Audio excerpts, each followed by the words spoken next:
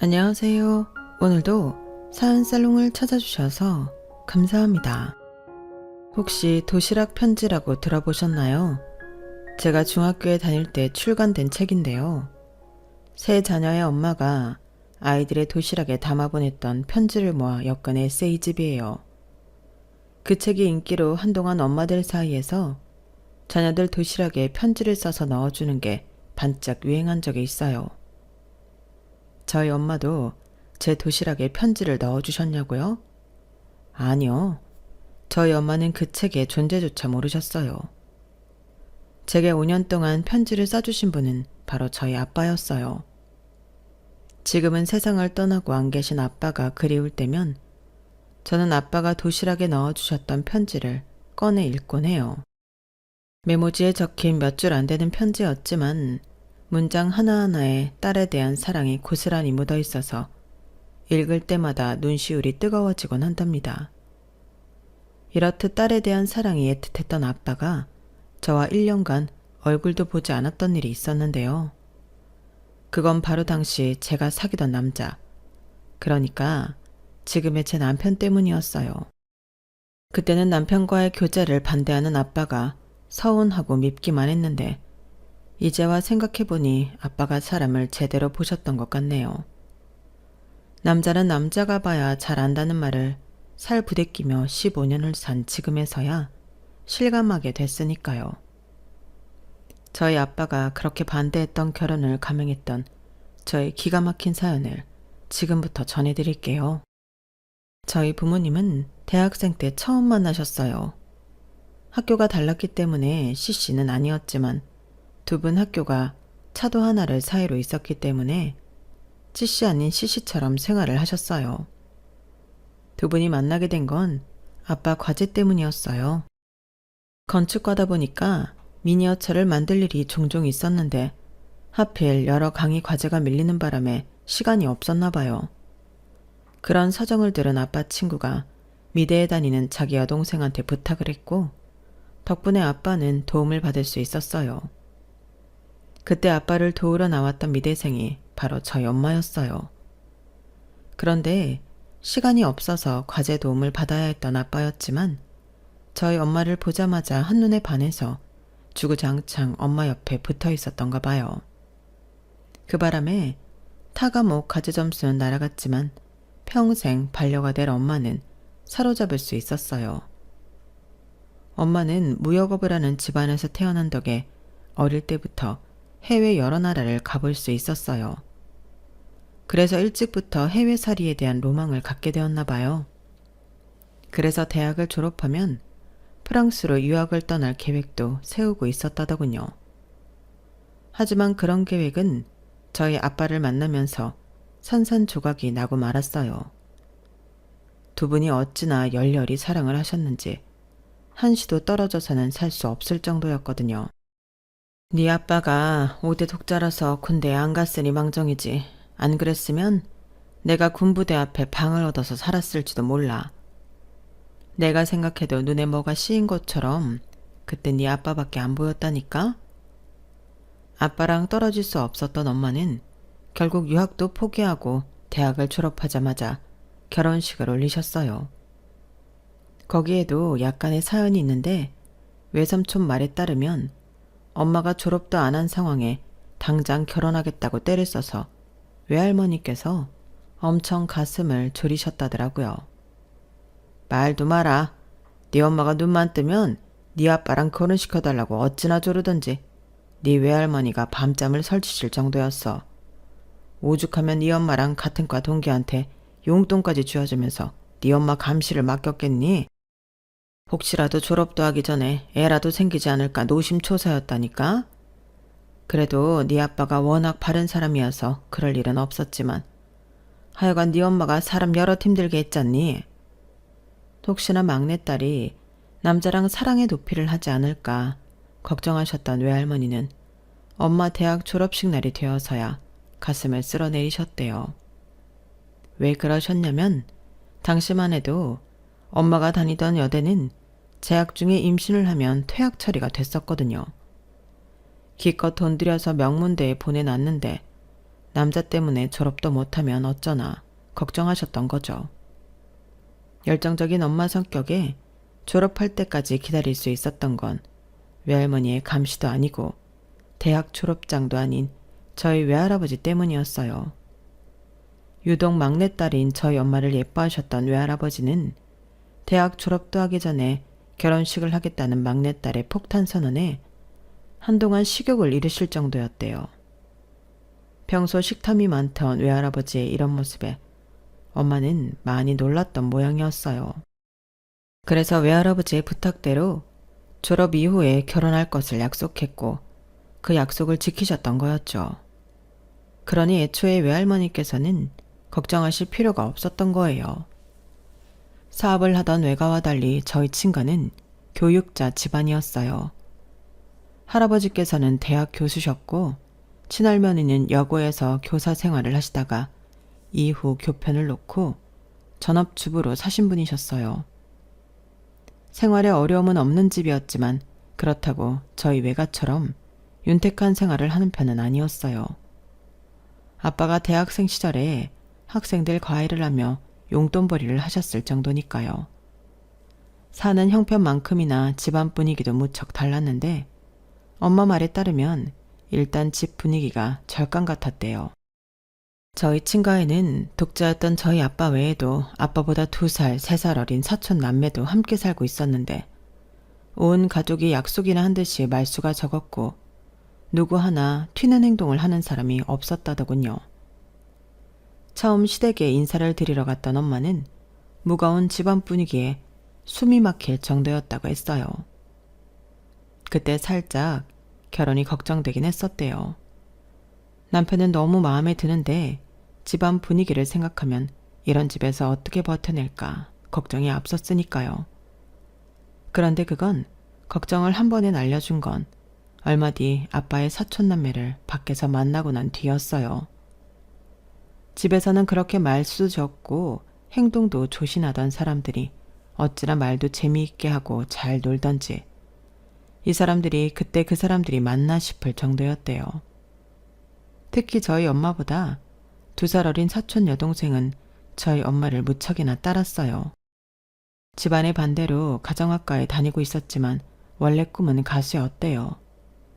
그래서 그런가 끼도 많고 가물을 무척 즐기는 편이었어요. 미대생 특유의 개방적이고 자유로운 분위기인 저희 엄마와는 찰떡궁합이었죠. 남편의 친여동생은 아니었지만 그래도 시댁에서 살고 있는 시댁 식구 중에 자신과 결이 맞는 사람이 있다는 건 엄마로서는 천군만마를 얻은 것 같았을 거예요. 그런데 따지고 보면 저희 아빠도 그렇게 과묵하고 대하기 어려운 사람은 아니었어요. 본가에서는 어땠는지 모르겠지만 밖에서는 저희 아빠가 사교성이 좋고 넉살도 좋은 편이라서 주변에 사람들이 많이 따르는 편이었거든요. 저희 외할머니는 사위의 이런 성격이 마음에 들어서 엄마가 아빠랑 싸웠다는 소리를 들으면 무조건 저희 아빠 편을 들어주시곤 했어요. 하지만 이렇게 성격 좋고 밝은 사람들이 저희 친할아버지와 친할머니 앞에만 서면 다들 조선시대 양반과 자식들처럼 굴어서 은근히 저희 엄마는 스트레스를 받았던 모양이었어요.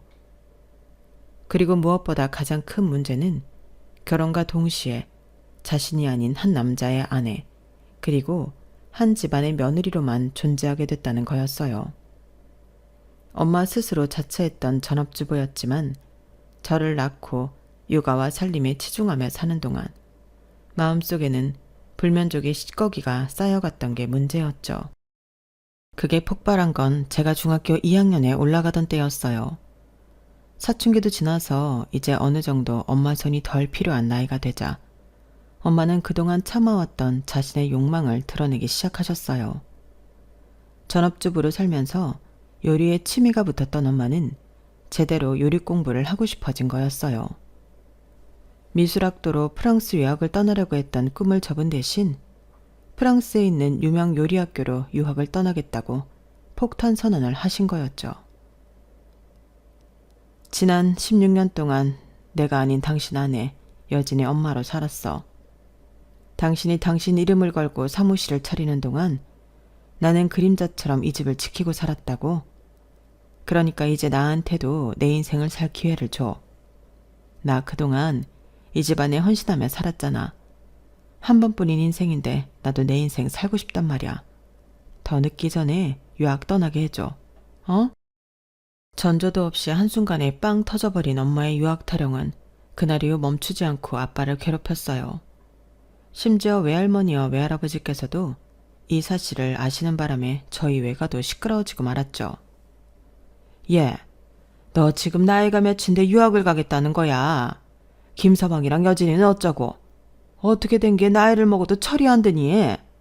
내가 아주 너 때문에 심장이 나만하질 않아. 괜한 고집 부리지 말고 일찌감치 마음 접어. 김서방한테 잘못했다고 그러라고. 엄마는 왜 내 말은 듣지도 않고 하지 말라는 소리부터 해. 사람은 누구나 똑같아. 한 번 살고 나면 다음은 없다고. 내 인생이야. 나도 나를 위해 살 권리가 있는 거라고. 16년 동안 헌신했으면 적어도 몇 년은 내 꿈 펼치며 살아도 되는 거잖아. 그래야 나도 내 인생에 후회가 없지. 아유, 그러게 진작에 유학 갔으면 됐지. 뭐하러 결혼을 일찍 해서 이 난리야. 다 네가 택한 길이니까 네가 책임져야지. 어떻게 네가 하고 싶은 거 다 하고 살려들어. 잘만 말고 유학 얘긴 여기서 끝내. 외할머니께서는 누구보다 반대를 하셨어요. 외할아버지께서는 외할머니 눈치를 보시느라 선뜻 나서지는 못하셨지만 엄마가 기어이 유학을 떠난다면 유학 자금은 당신이 내주시겠다고 하셨어요. 그러자 아빠가 단칼에 거절을 했지만요. 장인어른, 그건 안 될 말씀이십니다. 제 아내예요. 유학을 보내든 살림을 살게 하든 제 돈으로 하게 할 겁니다. 그리고 마침 장인 장모님께서 이 자리에 계시니까 확실히 말씀드리겠습니다. 저는 제 아내의 꿈을 지지해 줄 겁니다. 여진의 엄마가 아니라 강혜정으로 살 수 있게 뒷바라지 할 생각이에요. 이 사람 말대로 지난 16년 동안 저도 여진이도 이 사람의 헌신 속에 살았으니 이제는 받은 만큼 돌려줘야죠. 여보, 여진이는 내가 잘 키우고 있을 테니까 당신은 하고 싶은 공부 실컷 하고 돌아와. 대신 딱 한 가지만 약속해줘. 언제가 됐든 당신이 돌아올 것은 나랑 여진이 품이라는 건 절대 잊으면 안 돼. 그날 아빠의 결정 덕분에 엄마는 뒤늦게 꿈을 이루러 유학을 떠날 수 있었어요. 마흔을 코앞에 둔 나이에 떠난 프랑스 유학은 생각보다 녹록지 않았을 테지만 소화기 너머로 들리는 엄마의 목소리는 집에 있을 때보다 훨씬 밝고 힘있게 들렸어요. 자신의 꿈을 쫓아 최선을 다한다는 건 그렇게 행복하고 즐거운 일이라는 걸 엄마를 보며 알 수 있었죠. 당시 아빠는 사촌 동생과 함께 건축사 사무실을 하고 있었는데 느닷없는 엄마의 유학으로 인해 졸지에 집안 살림까지 하게 되셨어요. 가장 큰 문제는 아침마다 제 도시락을 싸는 일이었어요. 밥은 밥통에 하고 반찬은 시장에서 사온 밑반찬을 도시락통에 담는 것뿐인데도 아빠는 무척이나 서투셨거든요. 그래서 제가 직접 싸가겠다고 했더니 그건 또 안 된다는 거예요. 보다 못한 외할머니가 나서서 외가에서 오래 일해오신 가정부 아주머니를 저희 집에 보내주셨고 처음엔 거절을 하던 아빠도 결국엔 외할머니의 설득에 넘어가고 말았어요. 자네를 위해서 그러는 게 아니야. 우리 여진이 때문에 그러는 거지. 한창 잘 먹고 잘 커야 할 나이 아닌가? 그러니 살림은 봉천댁한테 맡기고 자네는 자네가 할 일이나 하게. 내 딸 유학비 되려면 자네도 등골이 휠 거 아닌가. 그럼 내 말대로 하는 걸로 알고 내일 아침부터 봉천댁을 그리로 보내겠네. 다른 것도 아니고 손녀딸 걱정에 그러신다는 말씀에 아빠는 더는 고집을 부릴 수가 없었어요. 하지만 자신이 아닌 다른 사람의 손을 빌어 딸아이 도시락을 싸는 게 마음에 걸려서 그랬을까요? 아빠는 매일 아침 제 도시락 가방에 쪽지를 넣어주셨어요. 이름하야 도시락 편지였죠. 고작 몇 줄짜리 짧은 글이었지만 점심시간마다 도시락 가방을 열 때면 그렇게 설레더라고요. 친구들 몰래 아빠의 편지를 교복 주머니에 숨기고는 책상 밑에서 슬쩍슬쩍 읽곤 했는데 아직도 제 중고등학생 시절을 떠올릴 때면 아빠의 도시락 편지가 떠오를 정도로 제 뇌리엔 강하게 박혀 있어요. 정작 어떤 내용이었는지 기억도 안 나면서 말이죠. 엄마가 프랑스 유학을 마치기까지는 5년이 걸렸어요. 물론 중간에 방학을 맞아 엄마가 한국에 들어오시기도 하고 아빠랑 제가 프랑스로 건너가서 엄마와 함께 여름 휴가와 크리스마스를 함께 보내기도 했지만 우리 가족이 온전히 다시 모여 살게 된 건 제가 대학에 입학하던 해였어요. 한국에 돌아온 엄마는 요리 연구가로 활동을 하셨는데 거기엔 인맥이 화려했던 외할머니의 도움이 컸어요. 엄마가 프랑스에서 유명 요리학교를 나왔다고는 해도 일단 한국에 연줄이 없었고 이미 40을 훌쩍 넘긴 상태에 이렇다 할 경력이 없었기 때문에 외할머니의 도움이 아니었다면 그렇게 빨리 자리를 잡지는 못했을 거예요. 집에 돌아온 엄마는 그동안의 가정을 비웠던 미안함 때문이었는지 아빠와 저를 위해 밤마다 만찬을 준비하셨어요. 마치 그동안 배우고 익힌 실력을 우리 부녀에게 쏟아붓기로 작정한 사람처럼 말이죠. 매일 밤 엄마가 차려준 근사한 저녁 식탁 앞에서 아빠는 감탄사를 연발하셨어요. 세상에 나보다 복받은 사람이 있으면 나와보라 그래. 매일같이 아내한테 근사한 저녁상을 받는 남자가 얼마나 되겠어? 당신 덕분에 내가 왕이라도 된 기분이라니까? 엄마가 유학을 떠나기 전에도 아빠는 엄마한테 있어 로맨티스트였지만 엄마가 돌아온 이후로는 전보다 더 심해진 것 같았어요.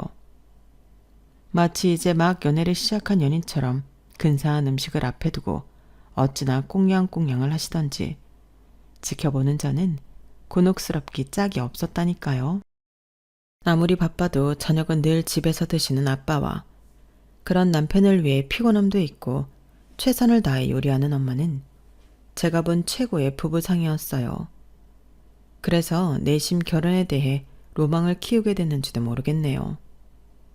엄마를 닮아 미술에 소질이 있었던 저는 시각 디자인과에 진학을 했는데 그 덕에 방학 때마다 아빠 사무실에서 아르바이트를 할 수 있었어요. 말이 아르바이트지 솔직히 말하면 노는 기분으로 출근을 했다고 보는 게 맞을 거예요. 어릴 때부터 아빠의 건축 사무실 문턱이 닳도록 드나들었기 때문에 일터에 나간다는 생각보다는 익숙한 놀이터에 간다는 기분이었거든요. 그래서 아빠와 함께 사무소를 꾸려나가시던 당숙한테 혼나기도 많이 혼났지만요. 그 모습을 본 아빠가 하루는 그러시더라고요. 여진이 너 그런 식으로 일할 거면 앞으로 사무실에 나오지 마라. 여긴 네 놀이터가 아니야. 딸로 올 때면 몰라도 월급을 받기로 한 이상 너도 마음가짐을 달리해야 할 거 아니니. 내가 집에서는 네 아빠지만 적어도 일터에선 직장 상사라는 걸 명심해. 내 사무실에서 건들거리고 놀고 먹으라는 건 절대 용서 못하니까. 그게 싫으면 네가 나가. 여기 있는 사람들도 마찬가지야. 앞으로 여지리를 내 딸로 대접하는 사람이 있으면 당장 해보니까 알아서들 해. 난생 처음 겪는 아빠의 불호령에 서운하기도 하고 한편으로는 쥐구멍이라도 숨고 싶은 심정이었어요.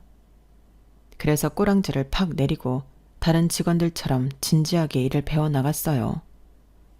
사무실 직원들도 저를 전과는 달리 깍듯하게 아르바이트생으로 대접해 주었고요. 그러다 보니 방학이 끝나고 아르바이트를 그만둔 뒤에도 아빠 사무실에만 가면 직원 모드로 변하게 되더라고요. 그래서 약간의 오해가 생기기도 했지만요. 대학교 3학년 여름방학이 돼서 어김없이 아빠 사무실에 나가 아르바이트를 하게 되었는데 그 사이 못 보던 사람이 하나 있더라고요. 바로 제 남편이었죠. 신입이었던 남편은 아직 사무실 분위기에 어울리지 못하고 겉도는 느낌이었어요.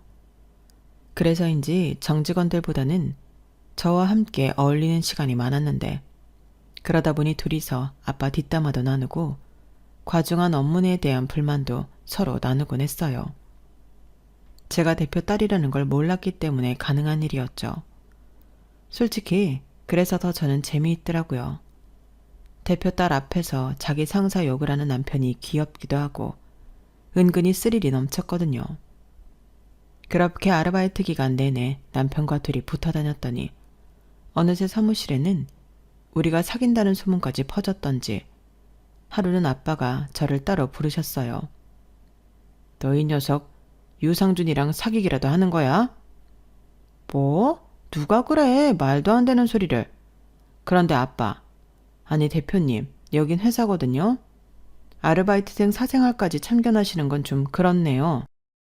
이 녀석이 사무실에 소문이 쫙 퍼졌어. 니들 둘이 퇴근도 같이 한다고. 다른 사람이면 몰라도 상준이 걔는 안 돼. 그러니까 혹시라도 마음이 있다면 일찌감치 접어. 그때까지만 해도 호감만 느낄 뿐이었지 사귀는 사이까지는 아니었지만 아빠가 남편을 콕 찍어서 이 사람은 안 된다고 하시니까 묘하게 반항심이 생기더라고요. 그래서 괜히 곤조를 부렸어요. 일부러 더 남편과 붙어 다니고 아빠가 볼 때면 더 친한 척 연기도 하고 말이죠. 그런데 그런 제 행동에 남편이 아빠보다 먼저 반응을 보이지 뭐해요. 하루는 퇴근 후에 같이 저녁을 먹자고 하더니 글쎄 고백을 하더라고요. 저랑 사귀자고 말이에요. 물론 저도 남편한테 마음이 있긴 했지만 아빠의 반대가 내심 걸리긴 했어요. 그래서 선뜻 대답을 하지 못하겠더라고요. 그런데 다음날 아빠가 직원들 앞에서 공개적으로 남편을 혼내시는 걸 본 거예요. 별것도 아닌 일이었는데 불같이 화를 내시며 인신공격까지 하시더라고요. 지금까지 봐왔던 아빠와는 달리 너무도 옹졸한 모습이어서 순간 반항심이 샘솟았어요. 그래서 그날 퇴근길에 남편한테 사귀자고 말해버렸지 뭐예요. 그때는 남편이 나 때문에 우리 아빠한테 괴롭힘을 당한다고 생각했기 때문에 이런 식으로라도 보상을 해주고 싶었어요. 아빠한테는 일종의 복수를 한 셈이었죠. 그러면서도 겁이 나긴 해서 우리가 사귀는 건 회사에 비밀로 하자는 단서까지 달았지만요. 그런데 이 인간이 제 앞에서는 알겠다고 해놓고는 사무실 사람들한테 소문을 내버린 거예요. 우리가 사귄다는 말을 들은 사람들은 다들 표정이 굳어버렸어요. 딱 봐도 저희 아빠가 제 남편을 싫어하는 게 눈에 보이는데 하필 그 딸내미가 그 사람이랑 사귄다고 하니 후폭풍이 뻔히 보였을 테니까요. 아니나 다를까 소문을 전해 들은 아빠는 저를 대표실로 부르셨고 엄청 화를 내셨어요. 여진이 너 아빠가 한 말 기억 안 나? 상준이 저 자식은 절대 안 된다고 그렇게 말했는데 어떻게 네가 이럴 수 있어? 너 지금 아빠한테 반항이라도 하겠다는 거야? 아빠야말로 왜 이래? 내가 누굴 만나든 말든 왜 아빠가 이렇게 간섭을 하느냐고. 아빠가 내 인생 대신 살아줄 것도 아니잖아. 그리고 우리가 못할 짓이라도 했어? 서로한테 호감이 있는 젊은 남녀가 교제를 하겠다는데 그게 뭐가 문제야? 아빠는 왜 이렇게 과민 반응을 보이냐고. 아빠가 이러면 이럴수록 나도 엇나갈 수밖에 없어. 이 녀석아, 아빠니까 그러지. 아빠 눈에는 저 녀석이 어떤 인간인지 훤히 보이는데 어떻게 내 딸이랑 만나는 걸 허락하냐고. 긴 말 필요 없어. 너 당장 일 그만둬. 내일부터 출근하지 말라고. 결국 저는 아르바이트를 그만두게 되었고 그 일로 아빠와는 한동안 눈도 마주치지 않았어요. 엄마는 이런 부녀 사이에서 어떻게든 화해를 시키려고 노력하셨지만 효과는 없었어요. 이상한 건 아빠가 그렇게 제 남편을 미워하면서도 직장에선 잘하지 않았다는 거였어요. 나중에 그 이유를 알고는 우리 아빠답다고 생각했지만요. 아빠는 제 남편이 못마땅했지만 그래도 밑에 데리고 있었던 건 그렇게라도 해야 아빠가 우리 둘 사이를 감시할 수도 있고 상황에 따라서는 과중한 업무를 부여해 만날 시간을 주지 않으려고 그러셨던 거예요. 그것도 모르고 저는 나 때문에 남편이 회사에서 잘리면 어쩌나 전전긍긍 했다니까요. 그런데 사람 마음이 참 이상하죠. 만나지 말라고 하니까 더 우리 둘 사이가 애틋해지더라고요. 로미오와 줄리엣이 왜 그렇게 애틋한 사랑을 했는지 그제야 이해가 가더라니까요. 뒤늦게 제가 대표 딸이라는 걸 안 남편은 저만큼이나 회사에서 잘리지 않을까 걱정을 했어요.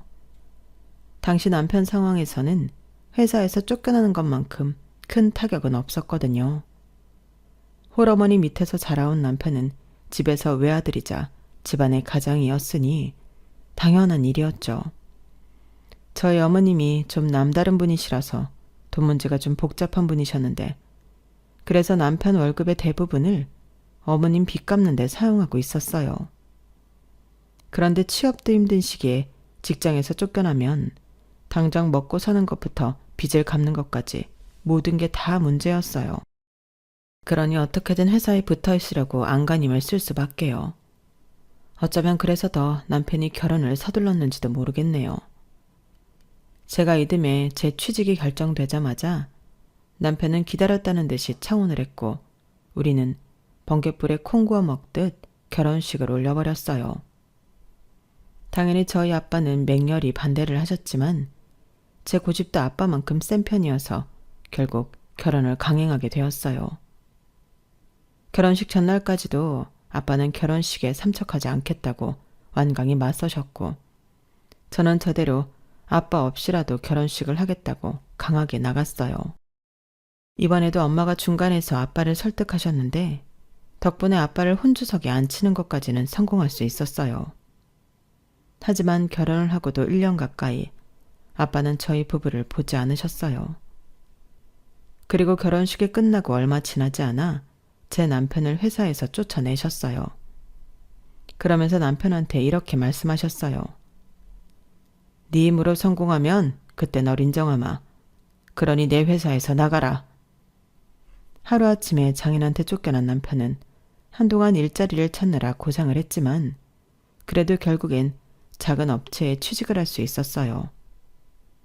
저희 아빠 사무실에 비하면 별거 아닌 곳이었지만 그래도 그때는 그마저도 다행이다 싶더라고요. 아빠 몰래 엄마가 주신 돈으로 신혼집을 구하고 우리가 가진 돈으로 살림을 마련하다 보니 신혼집 꼴이 말이 아니었어요. 시댁에서 도움을 받기는커녕 남편의 월급조차 어머님 생활비로 보내드려야 해서 시작부터가 제가 꿈꾸던 신혼과는 전혀 다른 결혼 생활이 시작했어요. 제 월급은 고스란히 생활비로 다 들어가 버렸고 남편은 결혼한 이후로도 어머님 빚과 생활비를 챙겨야 해서 살림은 좀처럼 나아질 기미를 보이지 않았어요. 거기다 아빠마저 저와 연락을 끊으셔서 저는 결혼으로 정말 많은 걸 잃어야 했어요. 아빠가 저희 부부를 받아준 건 그 후로 1년이나 더 지나서였어요. 제 임신 소식을 전해 들으시고는 그제야 받아주셨거든요. 그래서였을까요? 남들은 아이를 출산하면 그렇게 엄마 생각이 난다고 그러더니 저는 오히려 아빠 생각이 더 나더라고요. 제가 아빠 가슴에 못줄을 했다는 사실에 그렇게 미안할 수가 없었어요. 아직도 출산을 하고 기진맥진이 된 저를 말없이 안아주시던 아빠의 모습은 지금도 잊을 수가 없어요. 아빠도 아빠대로 제게 미안한 점이 많으셨는지 제 딸이 태어난 이후로는 전보다 많이 유해지셨어요. 저한테 못해준 걸 제 딸한테 대신해 주시는 것처럼 엄청난 소녀 바보가 되셨죠. 사위 혼자임으로 자립하기를 바랐던 아빠의 바람과는 달리 남편은 저희 아빠가 세상을 떠나실 때까지도 온전히 가장의 몫을 해내지 못했어요. 매달 제 벌이로 근근히 가게를 꾸려나갔으니까요.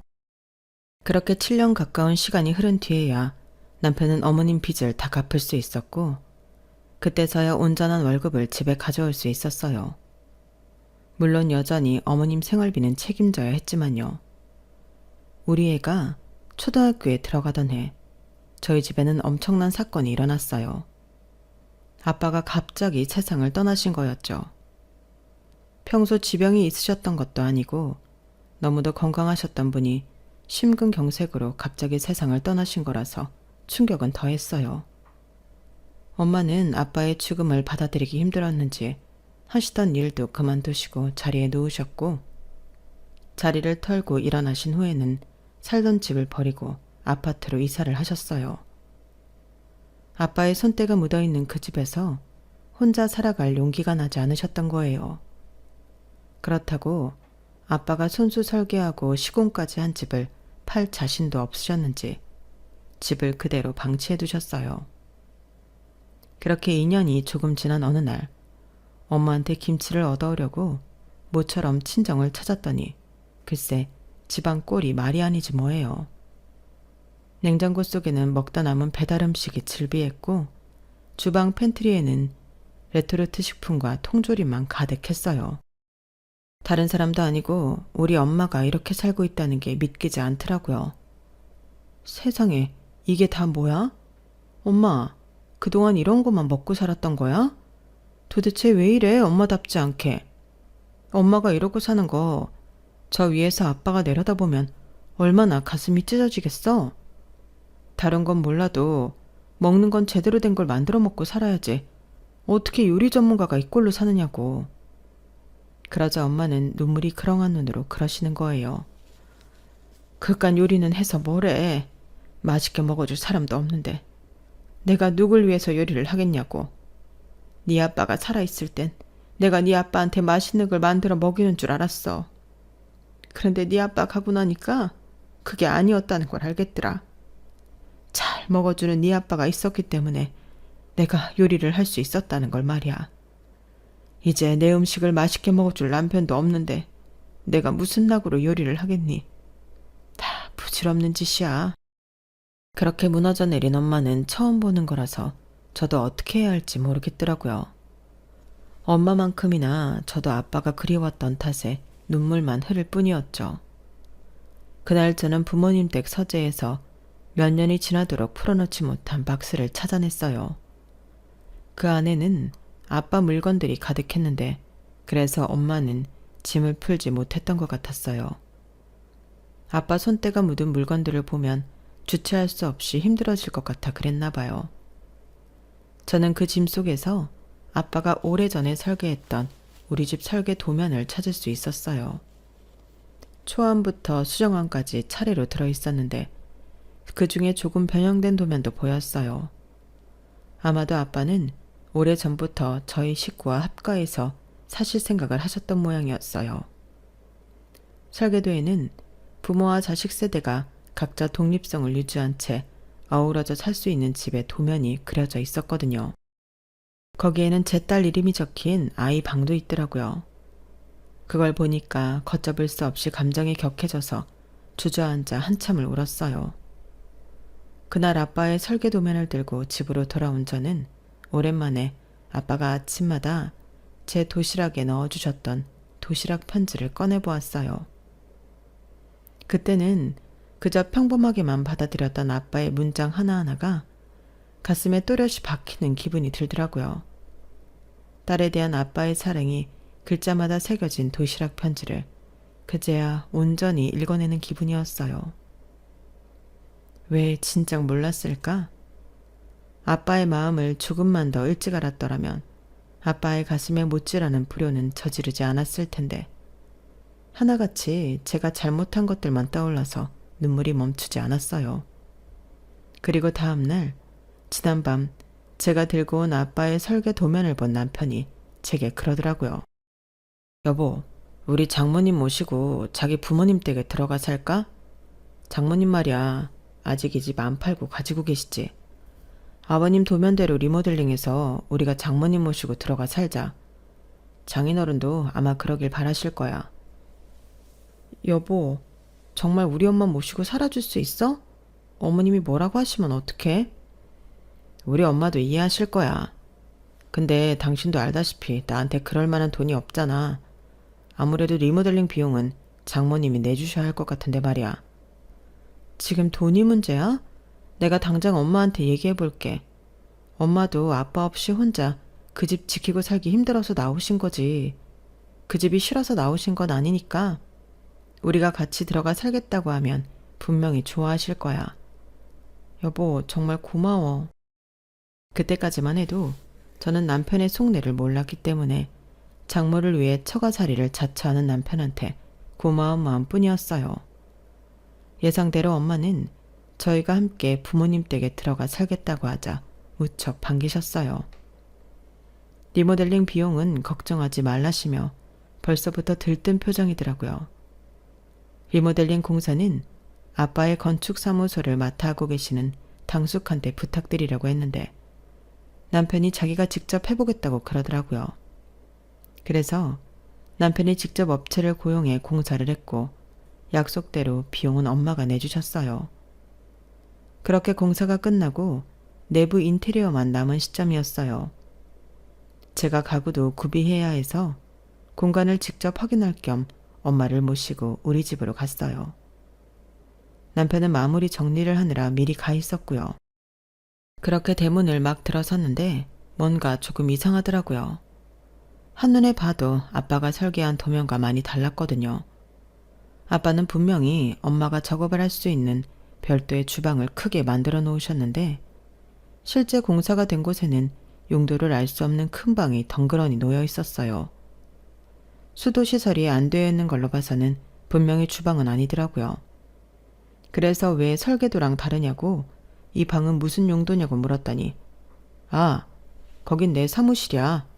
이참에 독립을 해보려고. 안채랑은 분리가 돼 있어서 클라이언트가 찾아와도 안쪽은 전혀 볼 수 없으니까 걱정 안 해도 돼. 그게 무슨 소리야. 여긴 엄마 작업실이 들어가야 할 자리인데. 당신도 참. 장모님 이제 요리 안 하시잖아.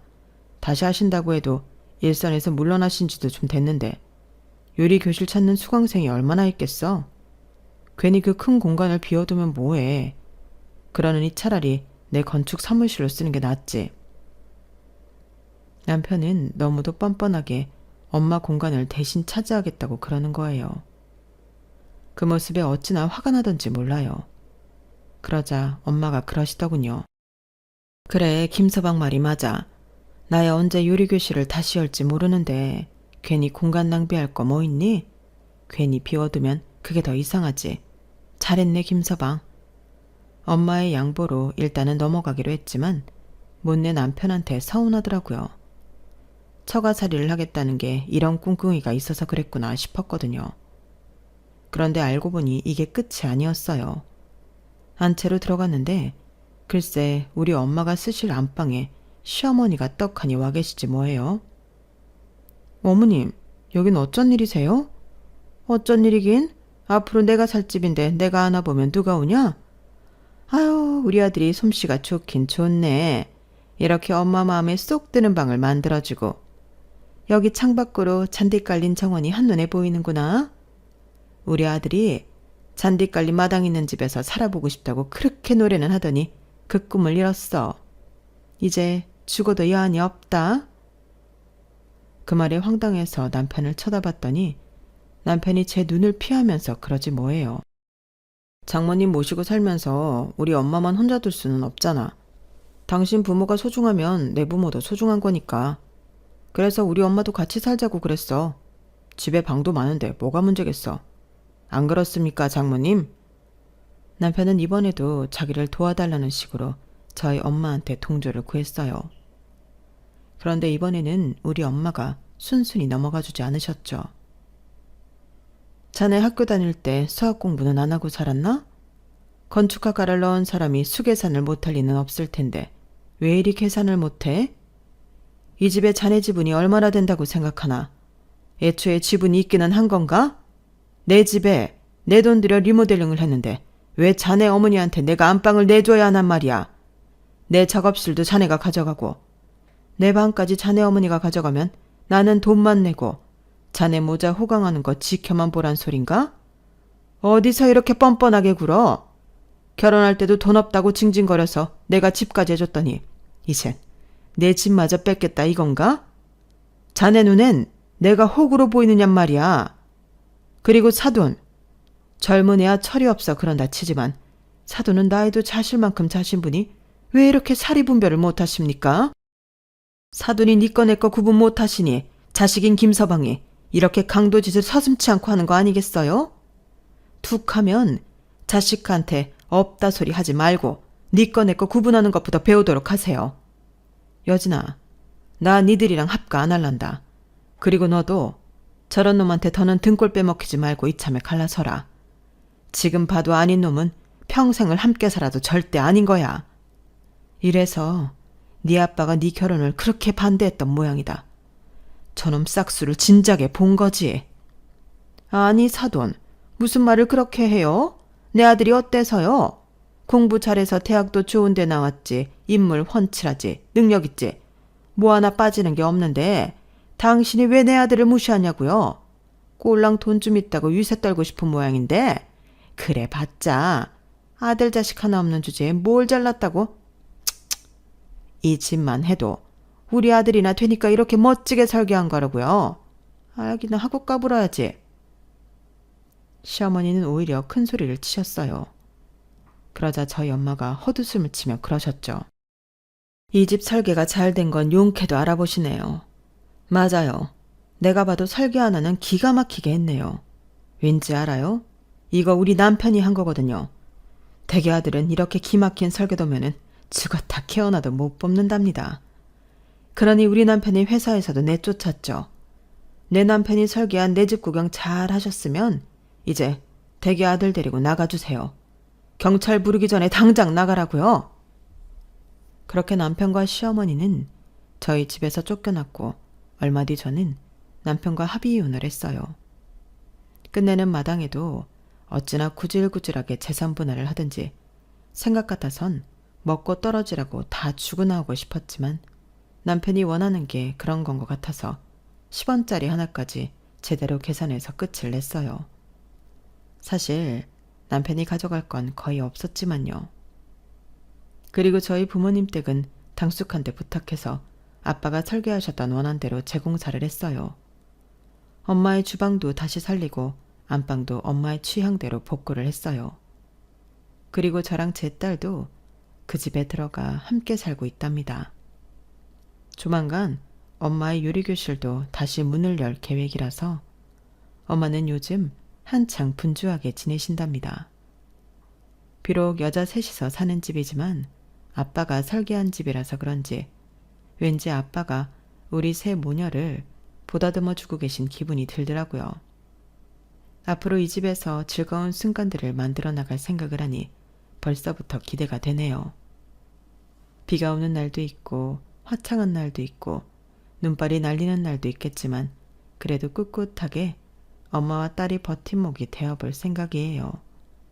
여러분도 많이 응원해주세요. 지금까지 제 사연을 들어주셔서 감사합니다.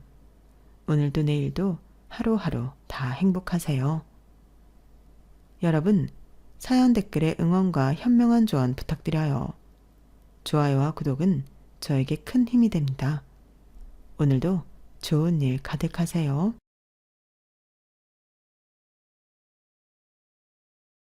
안녕하세요. 오늘도 사연 살롱을 찾아주셔서 감사합니다. 저는 자기밖에 모르는 악덕 시어머니를 한순간에 독거심어로 만든 30대 며느리입니다. 저는 세무사인데요. 다른 세무사들도 그런지 모르겠습니다만 저는 직업이 법의 테두리 안에서 일하는 사람들인지라 원리 원칙을 중시하고 옳고 그름이 명확한 사람이에요. 그래서 저의 별명은 얼음공주 내지는 FM 반장이죠. 하지만 그런 제가 솔직해지지 못하는 상황 집단이 있었는데요. 그건 바로 시댁이에요. 원리 원칙을 중시하고 옳고 그름이 명확한 저는 며느리가 되자 그럴 수 없게 되었어요. 시댁에서 감히 서가라고 하면 그렇다고 고개를 끄덕이게 되었죠. 다들 그런 저의 마음을 이해하시죠? 며느리라는 위치가 그렇더라고요. 예쁨을 받아야 한다고 생각해서 그런 걸까요? 하지만 참으면 병이 되고 고르면 곧 터진다는 말이 있잖아요. 결국엔 참던 게 병이 되고 굶어서 터지더라고요. 그래서 결국 저는 시어머니를 독거심으로 만들었어요. 그 이야기를 해드릴게요. 한 세무사 사무실에서 직원으로 근무하던 저는 31살의 나이에 고객과 결혼을 해요. 남편은 결혼하기 5년 전부터 저의 고객이었어요. 처음에는 고객으로 세금 관련된 연락만 주고받았어요. 그런데 언젠가부터 생일 때마다 저에게 선물을 보내더라고요. 처음엔 디퓨저였고 다음엔 화분이었어요. 그리고 남편은 제게 베개와 이불 세트를 선물했어요. 처음에 받은 디퓨저와 화분은 소소한 선물이어서 그냥 넘어갔어요. 그런데 베개와 이불 세트는 찾아보니 고가의 선물이더라고요. 그래서 포장지를 뜯지도 않고 연락을 했어요.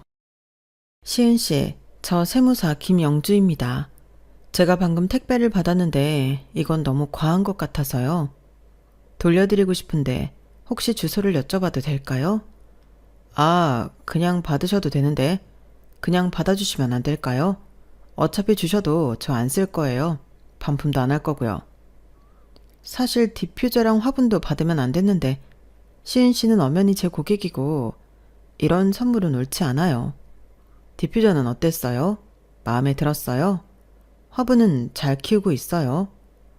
물어보고 싶었는데 연락을 하면 부담스러워할 것 같아서 못했네요. 디퓨저랑 화분은 잘 있어요. 넙죽 받아서 죄송하네요. 그러니 앞으로 이런 선물 안 해주셔도 돼요. 생일 축하하는 마음으로만 받겠습니다.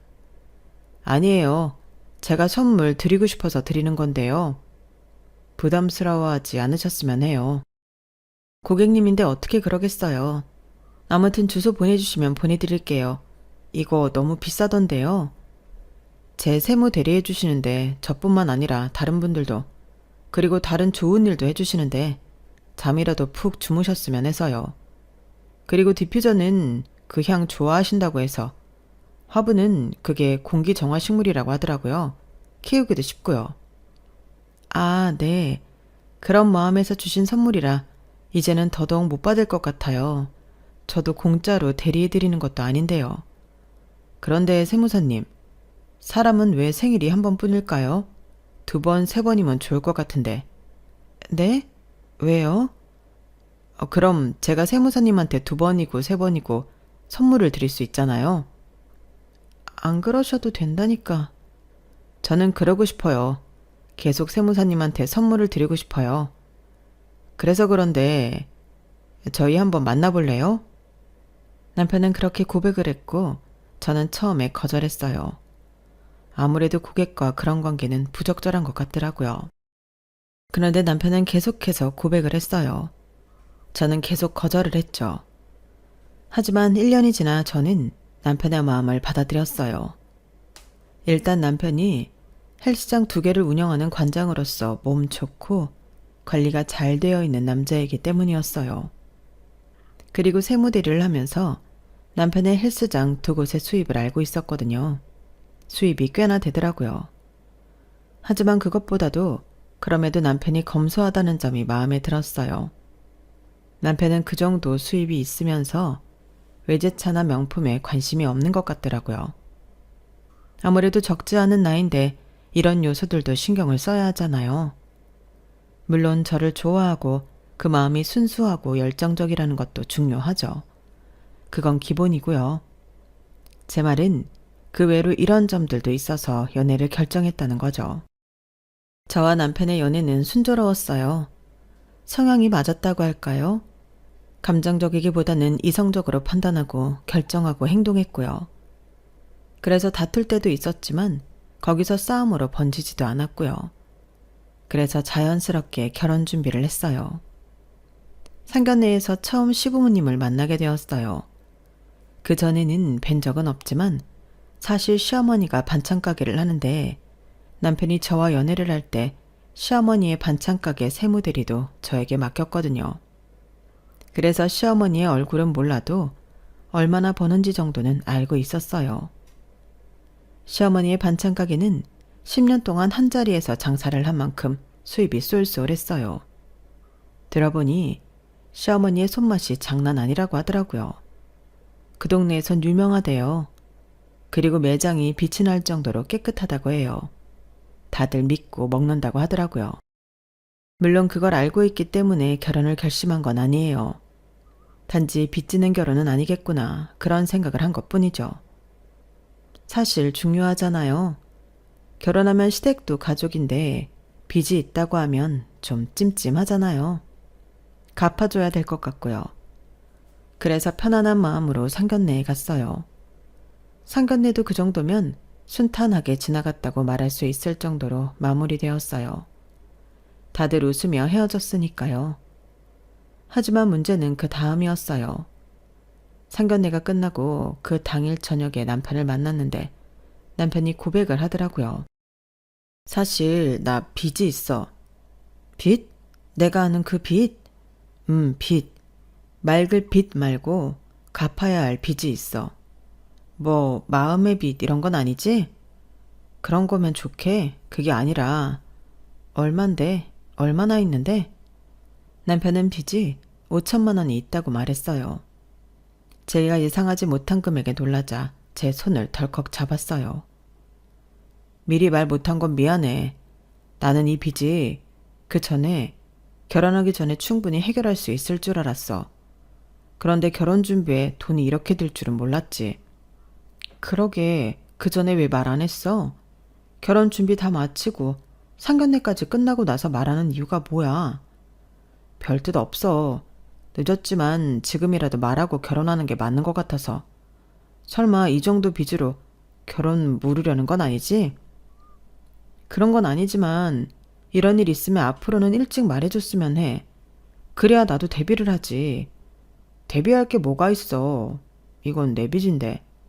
자기랑 일절 상관도 없는 돈이잖아. 아무리 갚는 건 자기가 한다고 해도 일단 우리 부부잖아. 그러니까 알긴 알아야지. 그렇지. 그게 다야? 그럼 뭐가 더 있어야 해? 아니야. 아무튼 이 빚은 신경 쓰지 않아도 돼. 내가 알아서 갚을 테니까. 그러면서 남편은 어떻게 생긴 빚인지는 이야기를 안 해줬어요. 저는 궁금했지만 결혼 전에 있었던 일이니 묻지 않았어요. 단순히 헬스장을 운영하는 데 쓰였던 돈이라고 생각했죠. 그런데 결혼식을 올린 뒤에 1년 동안 남편이 생활비를 한 푼도 안 주더라고요. 저희 부부는 돈 관리를 따로 하고 일정 금액 생활비를 모으기로 했는데요. 단 한 번도 남편은 주지 않았어요. 이번 달 생활비 보냈어? 보일러 교체하려면 돈 필요한데. 아, 맞다. 일단 자기 돈으로 해. 내가 다 메꿔 놓을게. 제가 은근히 생활비를 언제 주냐고 물으면 항상 저런 식으로 빠져나갔죠. 그러다 한 번은 처음으로 남편과 다퉜어요. 계속 생활비를 주지 않자 제가 언성을 높였거든요. 이번 달에는 경조사가 많아서 내 돈으로는 턱없이 부족해. 우리가 그렇다고 부단히 절약하면서 사는 것도 아니잖아. 이번 달 수도세며 전기세며 날이 추워서 보일러도 많이 뗐잖아. 가스비도 장난 아니야. 그런데 이걸 다 내 돈으로 하기엔 좀 벅찬 것 같아. 듣고 있어? 맨날 한 귀로 듣고 한 귀로 흘리지 말고. 솔직히 말해서 지금까지 자기가 생활비 낸 적이 한 번도 없잖아. 우리 결혼하기 전에 약속한 거 아니었어? 돈 관리 각자 하지만 생활비는 매달 얼마씩 내자고 했잖아. 그런데 왜 약속을 안 지켜? 결혼한 지 얼마나 됐다고 이래? 나중엔 어떻게 하려고 그러는 거야? 내가 조금만 기다려달라고 했잖아. 지금 헬스장에 기구 새로 들어갈 게 있어서 목돈이 필요해서 그래. 지금 우리가 결혼한 지 1년이 다 되어가. 그런데 그동안 자기는 한 번도 생활비를 낸 적이 없어. 매달 그 비싼 기구가 들어간 건 아니잖아. 그리고 자기는 바보야? 내가 자기 세금 관리하는데 그런 큰 돈이 투자된 걸 내가 모를 것 같아? 그리고 헬스장 요새 어려운 것도 아니잖아. 그런 핑계 댈 거면 생각하고 말해. 나 자기 세무 대리인이야. 그런 거 모르지 않아. 오히려 다 알고 있어. 그런데 헬스장이 요새 어려워서 그렇다. 이런 핑계 댈 생각도 하지 마. 너 그렇게 말하니까 꼭 내 뒷조사하는 사람 같다. 내 수입 상황 다 알고 있으니까 입 다물고 돈 내놔라 이거야? 내가 네 현금 인출기도 아니고 돈 내놓으라면 내놔야 해? 방금 내가 결혼하고 변했다는 식으로 말했지. 너는 어떤데? 지금 네가 하는 행동은 어떠냐고. 내가 뭐 잘못 말했어? 맞잖아. 내가 헬스장 사정 누구보다도 더 잘 아는데 나한테 그런 핑계 대려고 했어? 그럼 말해봐. 대체 뭐 때문에 생활비를 안 준 건지. 너는 사람을 참 하찮게 만든다. 나 그래도 네 남편이야. 부인이 남편 길을 살려줘야지. 아주 바닥으로 찍어 내리네. 내가 언제 그랬다고 그래. 내가 무슨 틀린 말 했어? 자기 약속한 생활비 안 낸 건 맞잖아. 안 낸 게 아니라 못 낸 거라고 몇 번을 말하니? 내가 사정이 있다고 했잖아. 그러면 그렇구나 하면 되지. 그렇다고 우리가 지금 손가락 빨면서 사는 것도 아니고 잘 살고 있잖아. 그런데 왜 자꾸 거지처럼 돈을 달라는 거야? 거지? 자기 지금 말 다 했어? 그렇게 싸움이 커져서 저희는 그날 처음으로 따로 잤어요. 그리고 다음날 출근을 했는데 무슨 일이 있었는 줄 아세요? 남편이 저희 사무실에서의 거래를 종료하고 다른 사무실과 계약을 했더라고요. 그걸 대표님이 저에게 말해줬어요. 저는 무척 서운했어요. 고작 말다툼했다고 이런 결정을 내린 게 저에겐 상처였어요. 저는 집에 돌아가면 그 이유가 뭔지 물어보기로 했어요. 그 생각에 하루 종일 일이 제대로 되지 않았어요. 그런데 그날 오후에 시할머니가 돌아가셨어요. 남편으로부터 연락이 와서 사과를 하려나 했는데 그 소식을 전하더라고요. 저는 일을 중단하고 시댁으로 갔어요. 시댁에서 장례식장으로 자리를 옮겼죠. 사실 시댁에 시할머니가 계셨어요.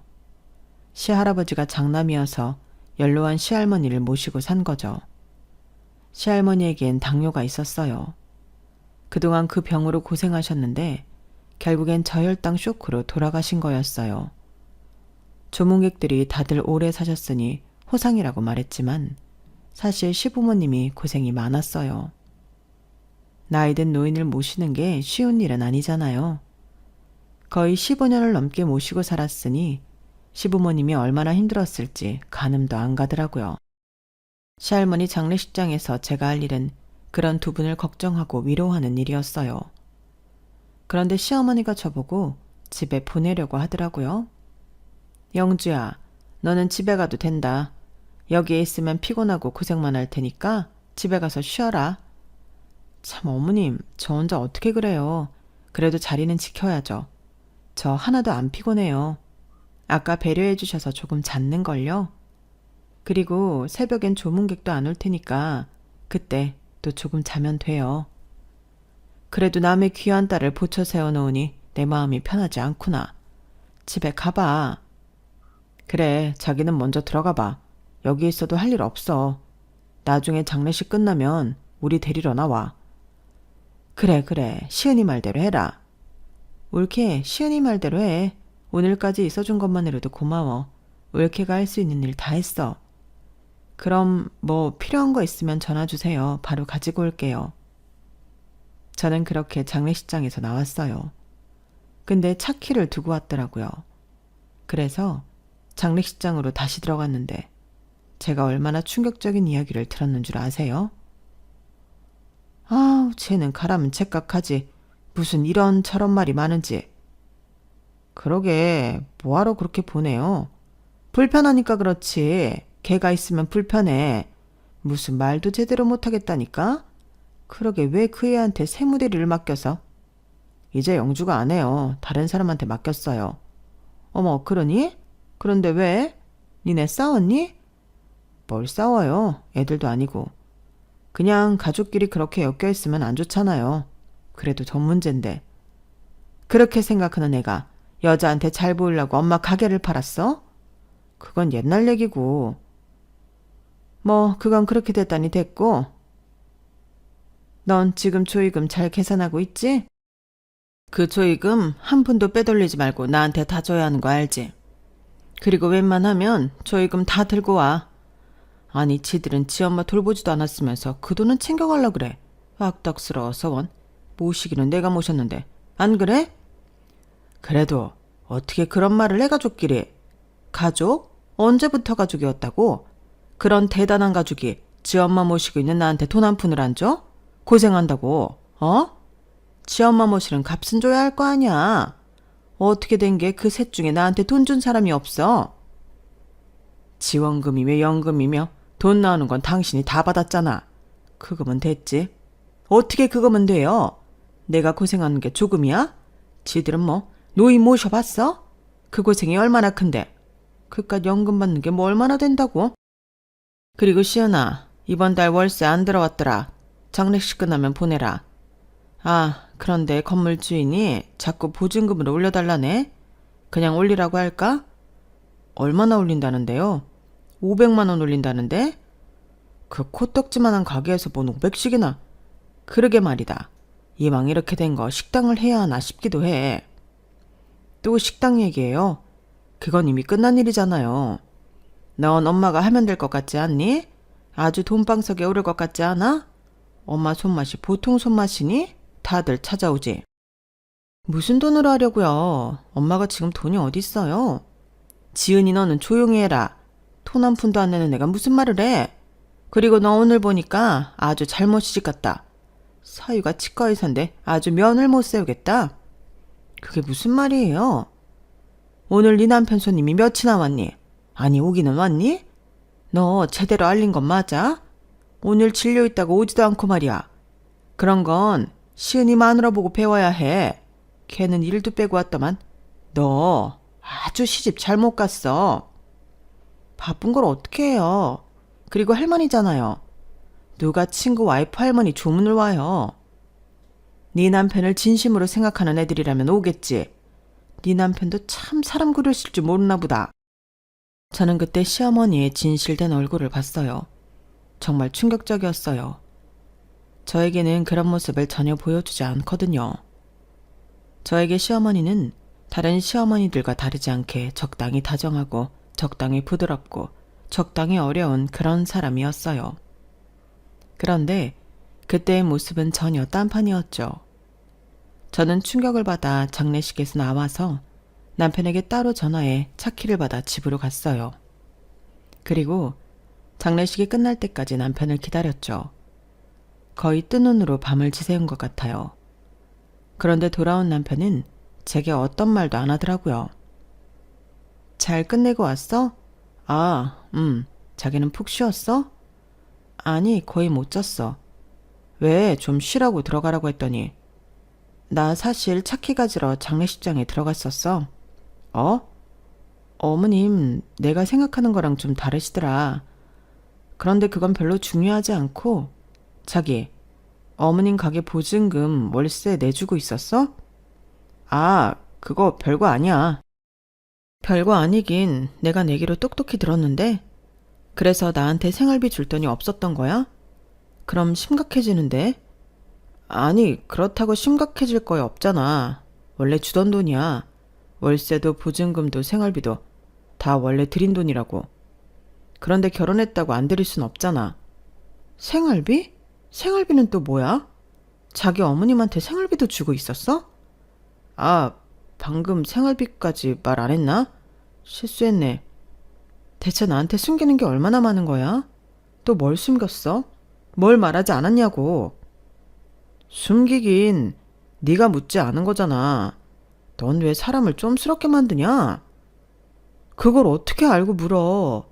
그리고 자기를 쫌스럽게 만드는 건 내가 아니라 자기랑 어머님이야. 누가 결혼한 와중에 부모한테 돈을 줘. 누가 결혼한 자식한테 그런 돈을 받아? 그게 정상이야? 아니 그럼 결혼했다고 그 돈을 다 안 줘?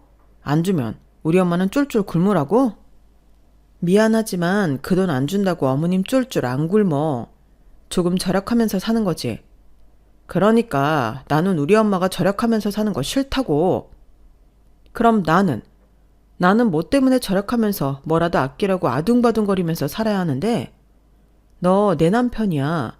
결혼한 이상 내 남편이지 어머님 아들 아니라고. 나중에 애 낳으면 어쩌려고 그래? 그만 좀 해. 나도 죽겠다고. 너랑 결혼하고 빚만 늘었지? 뭐 잘된 게 없다고. 빚이 늘어?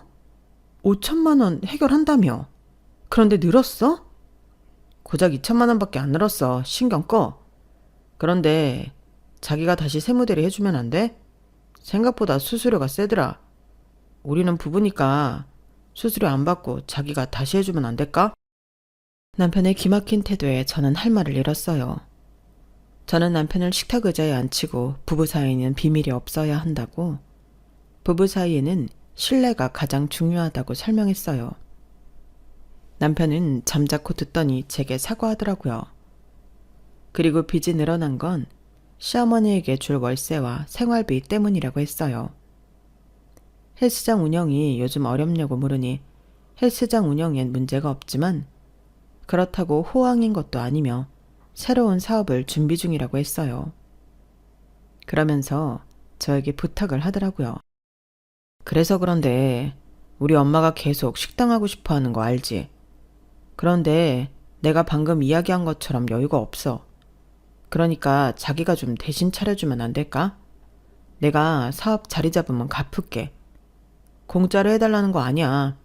그리고 그렇게 해주면 다시는 엄마한테 돈 안 줄게. 월세든 뭐든. 정말이야? 확실해? 다시 갚는다는 거지? 정말 확실해. 내가 맹세할게. 정 찜찜하면 각서라도 써. 이번이 마지막이야. 이번에도 신뢰가 깨지면 우린 영영 회복할 수 없을 거야. 제가 강하게 말하자 남편이 고개를 끄덕였어요. 그렇게 저는 남편에게 2억을 빌려줬어요. 그리고 몇 달 뒤에 시어머니의 식당이 오픈했어요. 예상대로 시어머니의 단골 손님들이 찾아와 첫날은 무지하게 붐볐어요. 오픈 전까지 직원을 뽑지 않아서 시어머니와 시아버지, 저와 남편 이렇게 넷이 일을 했는데 어찌나 힘들던지요. 더군다나 시어머니는 식당에 온 손님들을 응대하고 이야기하느라 계속 자리를 옮겨다니며 앉아있기만 했어요. 들어보니 아들 자랑도 하고 바쁘더라고요. 그러면서 저희에겐 지휘자처럼 손짓만 했죠. 사실 첫날은 손님이 붐비기도 했지만 엉망이었어요. 주문 오더가 잘못 들어간 경우도 있었고 테이블을 잘못 봐서 엉뚱한 메뉴를 전달하기도 했고요. 저 같은 경우는 포스기도 처음이어서 헤매기도 했고요. 뭐 그럴 때마다 시어머니가 나타나 해결하긴 했지만 은근히 눈치를 줬어요. 결국 첫날 영업이 끝나고 모두 기진맥진한 상태로 한 테이블에 모여 앉았어요. 집에 가야 하는데 집에 갈 힘도 없더라고요. 그래서 결국 시어머니는 내일 사람을 더 써야겠다고 했어요. 아우, 안 되겠다. 내일은 사람을 더 쓰든지 해야지. 그런데 지금 아르바이트나 직원 뽑는다고 공고 넣어봤자 내일 당장 구할 순 없을 텐데요. 그럼 알지. 일단 지은이 보고 오라고 해야지. 아, 그러고 보니 오늘 안 나오셨네요. 무슨 바쁜 일이 있나 봐요. 바쁜 일은 무슨? 그냥 허드렛 일 하기 싫은 거지. 그래도 지 엄마가 그토록 하고 싶었던 식당을 오픈했는데 한 번은 와야지. 그래 엄마, 누나라도 불러. 우리 가족은 택도 없어. 아, 그리고 영주야. 너희 친정 식구들은 내일 뭐 하니? 네? 저희 친정 식구들은 왜요? 그래도 사돈이 식당 개업했는데 한번 오셔야지. 내가 초대하는 거라고 부담 없이 오라고 하렴. 내가 식당 오픈한 건 아니? 아, 말씀은 안 드렸어요. 너도 참 센스가 없는 건지 경우가 없는 건지 그런 건 제깍제깍 말해야지. 아, 죄송해요. 그런데 일요일에도 제 남동생이랑 여동생은 일을 해서 못 올 거예요. 아빠도 은행원 퇴직하시고 금융 전문가로 있잖아요. 그래서 확실히 오실 수 있는지 모르겠네요. 너희 엄마는 집에서 놀잖아. 너희 엄마라도 오라고 그래. 아, 그러면 차라리 잘 됐다. 그래, 너희 엄마만 오라 그래, 부담 없이. 그래서 다음 날엔 저희 엄마가 화분을 사들고 시어머니의 가게에 방문했어요. 둘째 날도 사람이 붐벼서 저는 엄마가 온 줄도 뒤늦게 알았어요. 시어머니는 저희 엄마가 온 걸 언제 봤는지 문 앞에서 저희 엄마랑 이야기를 하고 있더라고요. 그런데 웬 고무장갑을 들고 있었어요. 저는 눈치를 보며 두 분에게 갔어요. 가보니 시어머니는 저희 엄마한테 가게며 아들이며 자랑을 하고 있었어요. 사돈어른 너무 오래간만에 뵙네요. 잘 지내셨죠? 네, 예전부터 식당 하고 싶다고 하더니 꿈을 이루셨네요. 축하드립니다. 하요, 이 나이에 무슨 꿈이에요. 먹고 살려고 하는 짓이죠. 그래도 좋은 말씀 감사합니다. 이 가게 위치나 주변 상권 보셨죠? 여기서 가게 내겠다고 한 사람이 한둘이 아니었어요. 이 자리가 저희 아들이 찾아낸 건데 여기서 가게 내려고 얼마나 노력했는지요. 저희 아들이 보기처럼 냉철하고 심지가 굳거든요. 그러니 지금까지 헬스장 2개를 성공적으로 운영하는 거 아니겠어요? 아, 제가 왜 이런 말을 하냐면요. 저희 아들이 힘을 좀 썼거든요. 건물주가 이미 계약할 사람이 있다고 안 된다고 하는 거를 보증금이랑 월세를 남들보다 조금 더 주겠다고 해서 겨우 얻은 거예요. 어머, 보증금이랑 월세 올리면 너무 힘드신 거 아니에요? 보증금이랑 월세는 앞으로 오르면 오르지 떨어지진 않잖아요. 우리 아들이 아시겠지만 효자잖아요. 제가 안 그래도 그것 때문에 걱정하니까 따님이랑 얘기해서 자기들이 내겠다고 하더라고요. 저희 딸이요? 네, 제가 참 좋은 며느리를 얻었어요. 물론 사돈어른께서 잘 키워준 거겠지만요. 제가 자식 복이 참 많답니다. 아시죠? 저희 큰딸. 저기 있는 저희 큰딸 남편이 치과 의사인 거요. 그래서 제가 치과는 제 돈 주고 안 가잖아요. 네, 알고 있습니다. 여기 화분이에요. 좋은 화분은 아니지만 돈방 속에 앉게 해주는 나무라고 하더라고요. 어머머, 이런 거 안 가져와도 되는데 너무 감사해요. 일단 식사하셨어요? 식사부터 하실래요? 아, 죄송해요. 밥은 먹고 왔어요. 죄송할 게 뭐가 있어요. 더 잘 됐죠. 이거 받으세요. 가만히 있기도 죄송스러울 거 아니에요. 이거 가지고 주방으로 가세요.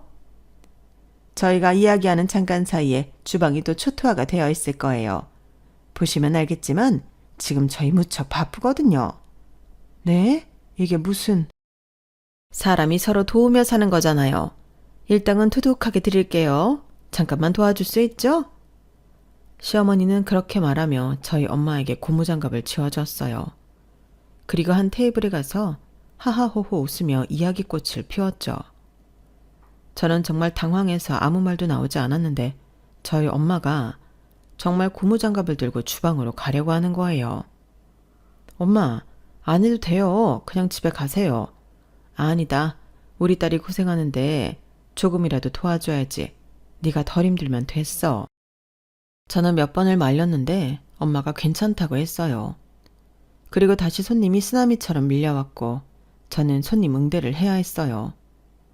물론 그러면서도 설거지를 하고 있는 엄마가 신경 쓰여서 제대로 일이 되지 않았어요. 저는 너무 불편했어요. 그래서 남편을 붙잡고 말했죠. 이대로 있을 거야? 우리 엄마 저기서 설거지하게 둘 거냐고. 우리 엄마이기도 하지만 네 장모님이기도 해. 장모님이 사돈 식당에서 설거지하고 있다는 게 말이 돼? 그럼 어떻게 하라고?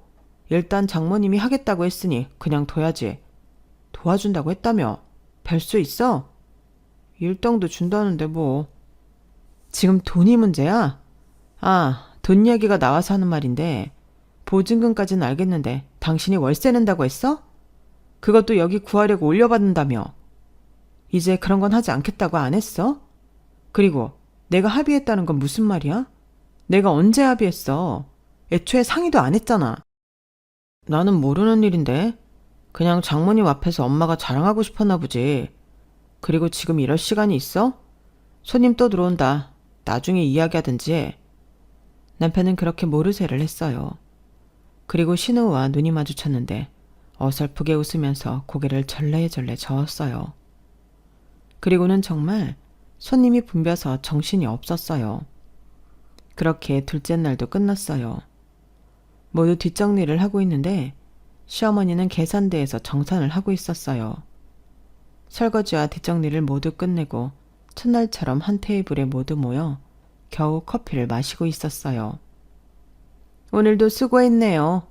이제 셋째 날부터는 평일이니까 시은이는 중간중간 오고 영주는 퇴근하고 오고 지은이는 애들 등원시키고 좀 와라. 오전만 봐. 더 봐달라고 안 할 테니까. 알겠지? 그리고 이건 사돈어른 일당이에요. 시어머니는 봉투에도 넣지 않고 2만 원을 엄마에게 줬어요. 저희 엄마는 당황했죠. 아니, 거기에 있는 전부 당황했어요. 그러자 시어머니가 웃으며 말했어요. 왜요? 너무 적은가요? 설거지만 했는데 이 정도면 많지 않아요? 사돈어른, 애들은 무일푼으로 도와줬어요. 이 정도 받는 게 어디예요? 그리고 세상이 얼마나 가혹한지 평생 집안일만 해서 모르죠. 2만 원 벌기가 얼마나 힘든데요. 이 돈도 감지덕지죠. 오늘 해보니 어떠셨어요? 집에서 노느니 이게 낫지 않아요? 내일도 오실래요? 엄마는 대답은 하지 않고 일단 2만 원을 받았어요. 그때 제가 어떤 심정이었는 줄 아세요? 그래요. 저를 빙다리 핫바지로 보는 건 알겠다 이거예요. 그런데 저희 엄마, 부모님을 그렇게 보는 건 참을 수가 없었어요. 어느 누가 그걸 참겠어요? 저는 속이 부글부글 끓다 못해 터질 것 같았어요. 그래서 자리에서 벌떡 일어났어요. 엄마가 받은 2만 원을 낚아채고 시어머니에게 던졌어요. 너 이게 뭐 하는 짓이냐? 제가 정말 어처구니가 없고 기분이 더러워서 몇 마디 할게요. 어머님, 지금 이 가게를 누구 돈으로 오픈한 건지 알긴 하세요? 아들이요? 어머님 아들이요? 어머님 아들 돈 없어요. 어머님한테 생활비며 월세며 다 뜯겨서 지금 빚만 7천만 원이에요. 그런데 그 돈이 있을 리가 없잖아요. 그게 무슨 소리냐? 우리 아들이 가게 해준 건데 명의도 우리 아들 명의야. 그건 어머님이 세금 안 떼려고 아들 명의로 한 거고요. 이 가게에 들어간 2억 제 돈이에요. 그리고 저희 엄마 돈이고요. 뭐? 아니 네 돈인 건 그렇다 쳐도 네 엄마가 무슨 돈이 있다고. 그래요. 생각해보니까 어머님은 상견례에서도 저희 엄마 집에서도 온다고 무시했네요. 주부로 있다고 하니 주부는 직업이 아니라고 그랬죠. 그러면서 사람이 떳떳하게 살아야 한다고 우리 엄마를 떳떳하지 못한 사람으로 여겼죠. 그런데 어쩌죠? 저희 엄마 저보다 잘 벌어요. 저희 엄마가 그냥 주부로 보이죠. 어머님은 아는지 모르겠지만 저희 엄마 인터넷에서도 유명한 주식 투자 아줌마예요. 주식 전문가라고요. 저희 엄마가 매달 버는 돈이 저보다 많아요. 그래서 솔직히 2억 중에 제가 보탠 건 5천만 원 정도고 나머지는 엄마 돈이에요. 그런데 지금 뭐 하는 짓이죠? 그런 줄도 모르고 감히 저희 엄마한테 고무장갑을 쥐어줘요? 설거지를 시키고 고작 2만 원을 줘요? 뭘 알거나 그렇게 하세요. 아니, 몰라도 사돈한테 그렇게 하는 거 아니에요. 어머님은 정말 경우가 없어요. 뭐? 너 말 다 했냐? 더 남았죠. 한참이나 더 남았죠. 어머님, 아무리 우리 엄마가 주부여도 어머님은 주부 아닌가요? 어머님은 집안일 안 해요? 같은 처지에 그런 식으로 굴면 안 되죠. 우리 엄마도 사돈 면 때문에 이렇게 오늘 해주신 것 같은데 사돈이에요. 어렵게 대해야지. 낮잡아 대하면 어떡해요? 내가 집안일 하는 거랑 네 엄마가 집안일 하는 거랑 같니? 나는 반찬 가게만 10년 넘게 한 사람이야. 이번에 식당도 차렸고. 그런 내가 네 엄마랑 비교 대상이 되니? 제 말을 잘 못 알아들었나 봐요. 저희 엄마 주식 전문가라니까요. 주식의 주자도 모르니 이해가 안 되나 봐요. 시어머니는 씩씩거리며 저를 쳐다봤어요. 그러면서 저희 엄마에게 이 이야기가 사실이냐고 다그쳤죠. 하지만 맞아요. 엄마에 대한 이야기는 다 사실이에요. 저희 엄마는 은행원인 남편 곁에서 등 뒤로 주식을 배웠어요. 서당께도 3년이면 풍어를 읊는다고 하죠. 엄마는 3년 동안 주식을 하지 않고 주식 공부를 하고 주식 흐름을 살폈어요. 그리고 난 뒤에 처음 주식 투자를 했어요. 처음 투자한 주식이 성공적이었어요. 운이라고 생각했어요. 하지만 그 다음도 성공적이었죠. 엄마의 분석은 정확했어요. 치밀했고요. 그렇게 20년을 주식 투자를 하면서 저희 친정은 많이 바뀌었어요.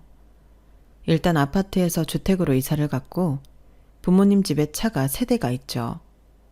그리고 부모님이 소유한 건물도 2채나 되고요. 그 2채를 금융 전문가가 된 아빠가 관리하고 있어요. 그리고 남동생이 증권사에 들어가요. 남동생도 대학생 때부터 엄마를 따라 주식을 했는데 적성에 맞게 취업한 거죠. 그리고 남동생은 거기서 멈추지 않고 유튜브 채널을 개설했어요. 주식 이야기를 하기 위해서였죠. 그리고 남동생은 엄마한테 시나리오를 맡겨요. 사실 저희 엄마가 글도 잘 쓰거든요. 국어 국문학과를 나왔어요. 그래서 남동생과 엄마는 합심해서 유튜브를 운영 중이고 구독자도 꽤나 많아요. 남동생에게 받은 돈을 생활비로 쓰니까요. 그럼 나머지 돈으로 뭘 하냐고요? 일단 목돈으로 묶어두고요. 혹시 무슨 일이 생길지 모르니까요. 그리고 언제 이 일을 그만둘지 모르니 노후를 위해서 모아놓은 돈이 따로 있고요. 그리고 나머지는 다시 투자를 하는 거죠. 친정에 가면 저희 엄마 방이 따로 있어요. 거기에 모니터가 3개나 있고요. 주식 관련 도서가 무척 많아요. 그러니 결국엔 저희 친정을 먹여 살리는 건 저희 엄마예요. 저희 엄마는 시어머니가 생각하는 것처럼 평범한 주부가 아니었죠. 하지만 평범한 주부라고 할지라도 그런 대우가 말이 되나요? 저는 엄마가 주식 전문가가 아니더라도 참지 않았을 거예요. 저는 분노하는 시어머니를 냅두고 엄마와 함께 나가려고 했어요. 그런데 시아버지가 일어나더라고요. 나도 못 참아. 내가 건설회사에서 버젓이 일할 때는 당신도 주부였어. 그때는 잘 벌어오니까 찍소리도 못하더니 내가 퇴직하니까 진면모를 드러냈지. 내 퇴직금 다 가져가서 나랑 상의도 없이 반찬가게 차려놓고 퇴직했다고 돈 안 벌어온다고 나를 무시했잖아. 나 퇴직하고 좀 쉬고 싶었어. 그런데 당신 때문에 곧바로 회사 골프장에서 일하고 경비 일하고 내가 무슨 돈 벌어오는 기계야? 그리고 아무리 생각해도 나는 당신이 너무 밉다. 우리 엄마 모신 건 고마워. 고마운데 당신이 하루 이틀 우리 엄마를 무시했어야지. 다 늙어서 힘없는 노인네라고 밥도 안 주고 방치해두고 내가 일 나가면 약도 안 챙겨줬잖아. 나도 일하는 사람이야. 내가 어떻게 일일이 다 챙겨줘? 네 동생들한테 돈도 안 받는데. 그래도 당신 시어머니야. 적어도 사람이라고. 약 안 먹으면 위험한 걸 알면서도 어떻게 그래. 그래서 결국 저혈당 쇼크 와서 돌아가셨잖아. 그러니까 그게 다 나 때문이라고? 정확히 당신 때문이라고 할 순 없지. 그건 아무도 모르는 일이지. 그런데 나한텐 상처로 남았다는 거야. 내가 당신을 그렇게 생각한다고. 당신이 드디어 미쳤구나. 그런 말 해놓고 집엔 어떻게 같이 들어가려고? 안 들어갈 거야. 이혼합시다. 뭐예요? 이혼해요. 엄마는 그래도 싸요. 지은이 너? 저도 오늘부로 엄마 버릴게요. 이혼해도 나 찾아오지 마요. 엄마는 나를 한 번도 자식이라고 생각 안 했어요. 나는 시은이랑 다르니까, 시은이랑 다르게 엄마를 안쓰러워하지 않으니까, 엄마한테 잡혀 살지 않으니까. 엄마는 나를 버렸죠. 아주 어려서부터요. 고등학교 졸업하면 돈 벌어오라고 하질 않나. 돈 버니까 키움값 달라고 하질 않나. 나 정말 세상에서 버려진 기분이었어요. 넌 또 왜 이래? 다들 미쳤어? 미친 거야? 미친 건 미쳐 있었던 건 엄마죠. 엄마, 우린 엄마의 도구가 아니에요. 엄마가 좀 편하게 살려고 부리는 사람들이 아니라고요. 내가 치과 의사한테 시집가니 엄마가 그랬죠. 이제 내 인생도 풀릴 거라고. 그런데 내가 돈도 뭐도 안 갖다 바치니 욕했잖아. 이번에 가게 낼 때도 그래. 돈 달라고 그랬죠. 갚을 거냐고 물으니까 엄마한테 그것도 못 해주냐고. 그럼 엄마는요? 딸한테 뭘 해줬는데? 널 태어나게 해줬잖아. 세상에 빛을 보게 해줬잖아. 누가 낳아달랬어요? 엄마 자식인 줄 알았으면 나오지도 않았어. 네가 어떻게 치과 의사한테 시집을 갔는데 그게 다 내 덕이지 누구 덕이야? 또 그 소리예요? 엄마가 나한테 해준 게 뭔데? 뭐가 있길래 그런 말을 해요? 아빠한테 이혼당해도 절대 나 찾아오지 마. 그래 가라. 나는 너 애초에 자식이라고 생각한 적 없다. 정도 없는 것. 나는 시은이만 있으면 된다. 당신도 필요 없어. 만만한 게 아들이죠? 너도 정신 똑바로 차려. 그렇게 멍청하게 있다가 너도 이혼당해. 아, 그래? 그럼 아들아, 이혼해라. 어차피 저런 대바라지 며느리 필요 없다. 너도 악독한 마누라는 필요 없잖니? 남편이 아무 말도 안 했어요. 그래서 저는 열이 받아서 몇 마디 하려고 했어요. 그런데 엄마가 말리더라고요. 영주야, 하지 말아라. 보니까 말도 안 통하는데, 그리고 분리수거도 안 되는 쓰레기한테 노력해서 뭐하니? 엄마 말에 신우이가 폭소했어요. 그래, 맞지. 올케도 그만하고 가자. 이것들이? 시어머니는 저희 엄마의 말에 흥분해 삿대질을 하다가 쓰러졌어요. 그런데 쓰러진 뒤에 힐끔힐끔 저희를 보는 듯 했죠. 거짓 기절이었어요. 그런데 남편이 안절부절 못하더라고요. 저는 속으로 저런 걸 속는 등신이나 당하지 라고 생각했어요. 그리고 똑바로 말했죠. 나 지금 한 번만 말할 거야. 너 앞으로 이렇게 살고 싶으면 거기 있고 아니면 제대로 끊어내고 나한테 와. 기회는 한 번뿐이야. 지금 아니면 기회 없어. 쓰러졌는데 이대로 어떻게 가? 쓰러진 사람이 눈에 저렇게 힘을 주고 있어? 기절한 사람이? 저는 망설이고 있는 남편을 보며 한숨을 쉬고 가게를 나왔어요. 시어머니와 남편을 제외하고 모두 가게로 나왔죠. 그리고 차에 오르려는데 남편이 뛰어왔어요. 같이 가. 확실히 버렸어? 너 지금 거짓말만 2번째야. 3번째면 그냥 아웃이라고. 안 그럴게. 정말 안 그럴게. 그럼 내일 가게 빼. 자기 명의라며. 그렇게 또 망설일 거면 다시 들어가. 안 잡을 거니까. 아니야. 뺄게. 빼고 돈 다시 돌려줄게. 모자라면 내가 더해서 줄게. 시은 씨, 결혼이라는 건 내 가정에 집중하겠다는 선언이야. 지금 시은 씨한테 가정이 뭔지 생각해봐. 생각할 필요 없어. 너니까. 남편은 며칠 뒤 2억을 돌려줬어요. 그리고 저희 부부는 시어머니가 찾아올 것을 대비해 직장도 옮기고 헬스장도 이전했어요. 전화번호도 바꾸고 이사도 했죠. 완벽하게 새 출발을 할 준비를 했어요. 그리고 시부모님은 이혼했어요. 신우이의 도움으로 합의 이혼으로 끝이 났어요. 들어보니 소송에서 유리할 게 없다고 설득을 해서요. 신우이도 남편도 저도 모두 증인에 서서 시아버지를 도와줄 건데 어떻게 승소하겠냐고요. 그러니 시어머니가 돈을 달라고 했어요. 그래서 신우이가 조금 준 모양이더라고요. 이혼을 한 뒤에 시아버지는 고향으로 내려갔고 시어머니는 자기 동생 집에 들어갔어요. 결혼을 한 동생 집에서 사는 게 얼마나 불편할까요? 들어보니 이제 막 애들을 독립시켰다고 하던데 웬 짱돌이 굴러왔나 싶겠더라고요. 이 모든 것을 알려준 신우이는 통쾌하다고 저에게 말했어요. 엄마를 버린다는 게 천륜을 어긴 것 같지만 그래, 아니라고는 말 못하지. 하지만 속이 시원해. 아무리 나를 낳아준 엄마라도 마음이 내키지 않으면 아닌 거잖아. 올케는 좋겠다. 그런 엄마 밑에서 자라서. 그래서 사람이 모난 데가 없는 건가? 제가 무슨 모난 데가 없어요. 사람이면 다 있죠. 형님이 시원하면서 허전하겠어요. 그렇긴 하지. 그리고 우리 엄마 자기 동생 별로 좋아하지도 않았어. 자기보다 잘 산다고. 이모가 땅 부잣집에 시집 갔거든. 우리 엄마 자기보다 잘 사는 사람들 무지하게 질투해. 나한테도 그랬고. 아마 이 상황을 겪고 나서도 이모 질투할걸? 사람을 고쳐 쓰는 게 아니라잖아. 찾아오진 않겠죠? 혹시 몰라서 다 옮겼는데. 난 안 옮겼어. 내가 왜 옮겨? 그리고 나한테는 얻어먹을 게 없어서 안 찾아올걸? 그런데 올케는 잘 생각했네. 시은이가 좀 무르잖아. 아마 찾아갈지도 몰라. 그러니까 내가 부탁 좀 할게. 시은이게 절대 엄마 따라가지 않게 해줘. 엄마 따라가면 걔 빈털털이 될 거야.